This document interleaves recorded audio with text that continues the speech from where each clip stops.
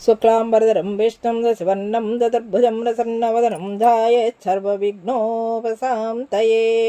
శ్రీమన్నారాయణీయం తృతీయ దశకం భక్త స్వరూప వర్ణనలో 4వ శ్లోకం.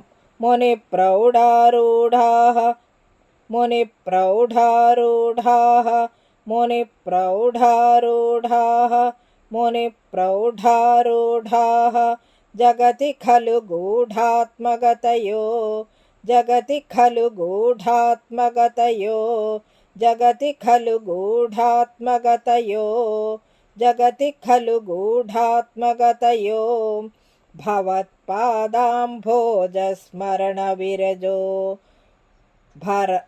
భవత్పాదాంభోజస్మరణ విరుజో నారదముఖాః భవత్పాదాంభోజస్మరణ విరుజో నారదముఖాః భవత్పాదాంభోజస్మరణ విరుజో నారదముఖాః చరంతి సస్వైరం సతత పరినిర్భాత పరచిత్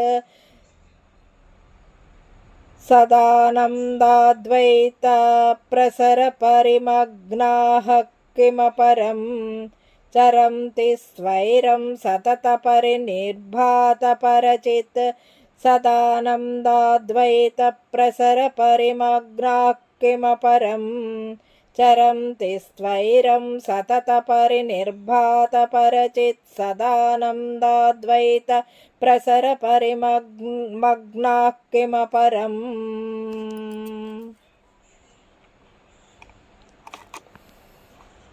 ముని ప్రౌఢారూఢాః జగతి ఖలు గూఢాత్మగతయో ముని ప్రౌఢారూఢాః జగతి ఖలు గూఢాత్మగతయో భవత్పాదాంభోజస్మరణ విరజో నారదముఖాః చరంతి సస్వైరం సతత పరినిర్భాత పరచిత్ సదానందాద్వైత ప్రసర పరిమగ్నాః కిమపరం.